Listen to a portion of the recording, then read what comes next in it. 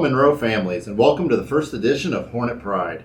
It's a show airing monthly here on the Monroe Local Schools YouTube channel, and I'm your host, Robert Buskirk, and I serve this community as Superintendent of Monroe Local School District. Hornet Pride is designed to provide viewers with an insight into Monroe schools, its people, its students, and its programming. Joining me today is Monroe High School Principal Tom Prohaska. He will be giving us an update on the homecoming weekend that is approaching quickly. We have had to make some adjustments, but they've done a great job of planning and preparing a great weekend for the kids. Absolutely. Before we talk to Mr. Prohaska, I wanted to take a moment to introduce myself to all of you. As I shared at the beginning of the show, my name is Robert Buskirk, and I am the new superintendent here in Monroe. I officially started here back in August, and it's been an absolute pleasure to be here in the Monroe Local School District and community. I've really enjoyed meeting the students, staff, and community members since I've arrived, and I cannot say enough kind things about the people here in Monroe. It's a great place to be. I come here from Lebanon, next door, where I spent a number of years as an administrator at different levels, and I actually started my teaching career in Lakota at an elementary school just up the road, Cherokee Elementary. My wife Robin is a 6th grade teacher in Lebanon, and I have 2 daughters, Ryan, who's an 8th grader, and Ellie, who is a 7th grader. At this time, I'd like to welcome Mr. Prohaska, principal of Monroe High School, to the program. Mr. Prohaska, welcome and congratulations. You are the first guest on Hornet Pride. Super excited. So for the families that may not know you, not everybody has a high school student, take a minute to tell us a little bit about yourself and how long you've been here in Monroe. My name is Tom Prohaska. I've been the building principal for, this is now my 4th year. I've been in the district now for starting my 7th year. So a lot of the families out there, you're very familiar with me. We've had a great start to the school year. I know we've gone through a lot in the last year and a half, but coming back, you know, people want to use the term normal. I mean, we're close to it. It's been an incredible start having all our kids here. I know the teachers feel there's a good energy around the building. We've been working hard on talking about our culture and getting back to the way things were and making sure that we're ready to roll. We've been stressing to our kids about being future ready, and we're going to keep that message up as we go through the year. Great.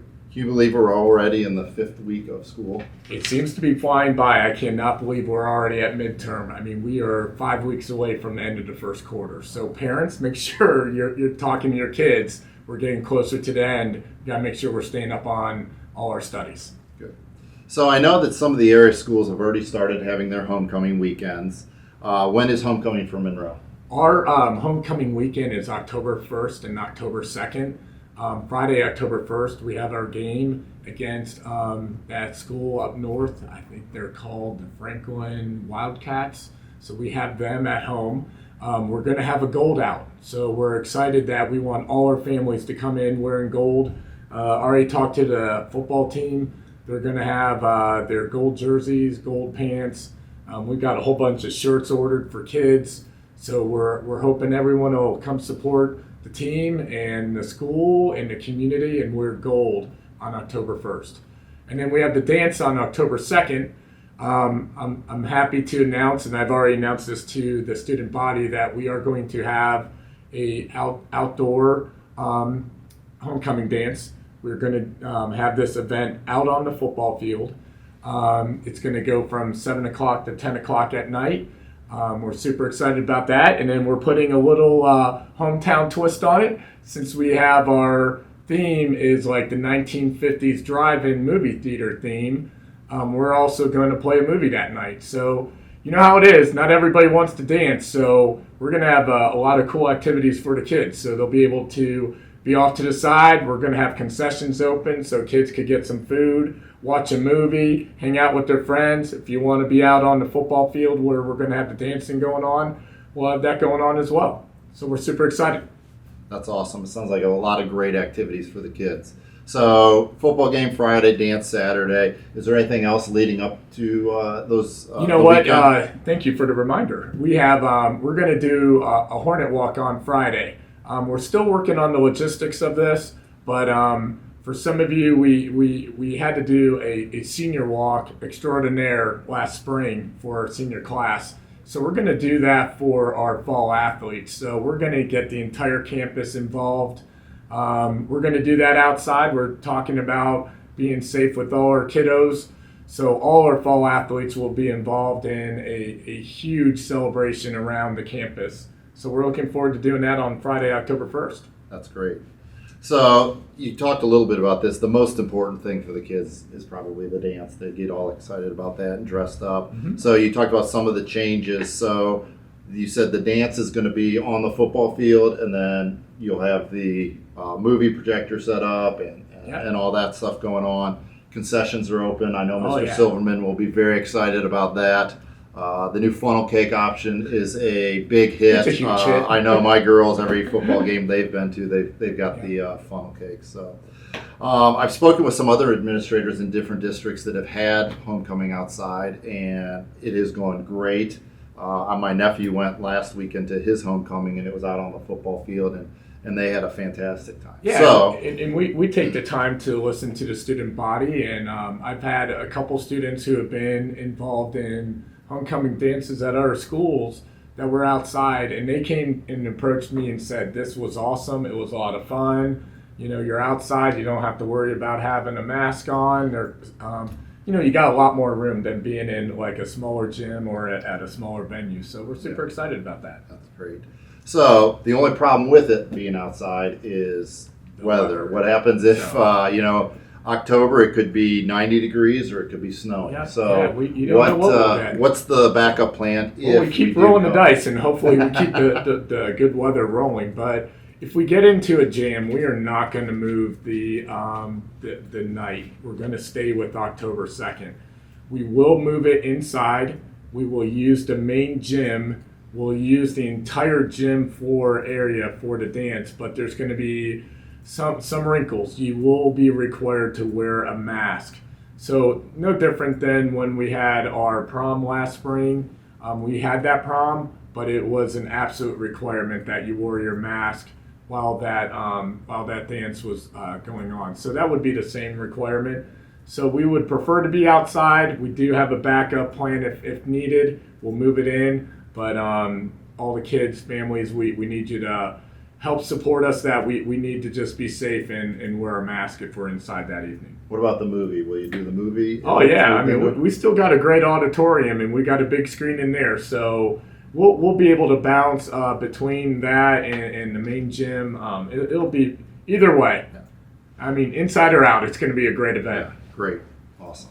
Well, thanks, Mr. Prohaska. I appreciate you being my first guest, and congratulations for that. That's something you can share with other administrators, right? I was number one. That's great. Thank you. But I do really appreciate what you and your team at the high school have been doing for these kids to get the year started and trying to get this homecoming to be a memorable event for our kids. I appreciate that. Thank you so much. Yeah.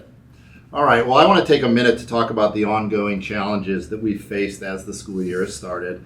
Back in summer, we seemed to be really on track for a pretty normal school year, but obviously things have changed, and so we have adjusted. Last week, we changed to the requirement of masks for all students and staff. I know it wasn't necessarily a popular decision, but it has really helped with our students getting back in the school.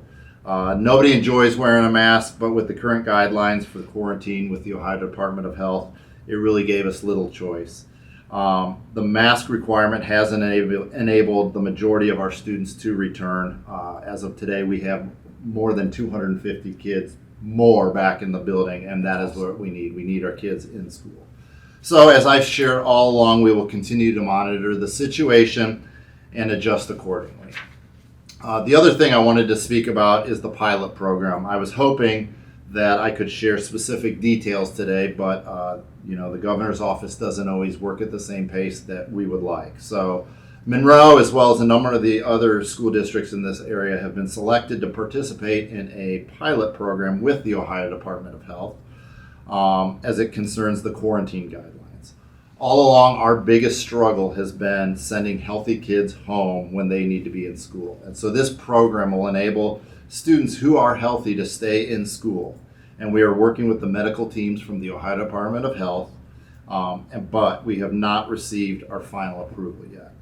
First, I do want to stress that this to everyone, it's a choice. No one is going to be forced to do anything that they're not comfortable with.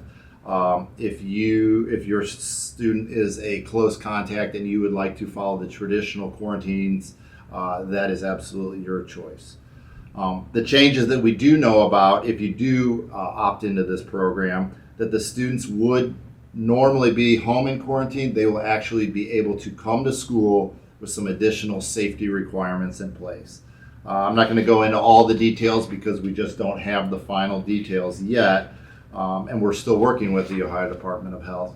But I did share this at the last board meeting. I know for a fact that during that quarantine period, students would be required to have a mask on at all times, and they would go through a testing protocol. Again, we are working out the details, and as soon as I have those details, I will share them with all the Monroe families. I know this program is not going to be perfect scenario, but I am glad to see that they're listening to us as school leaders, and we are making a step in the right direction. As with everything in the pandemic, I appreciate your patience and support as we continue to navigate through this school year.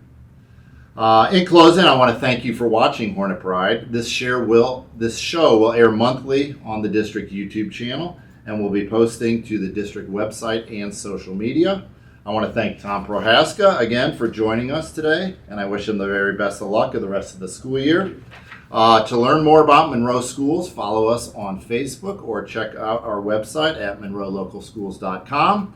And this concludes our show for the month. I thank you again, and go Hornets! Go Hornets!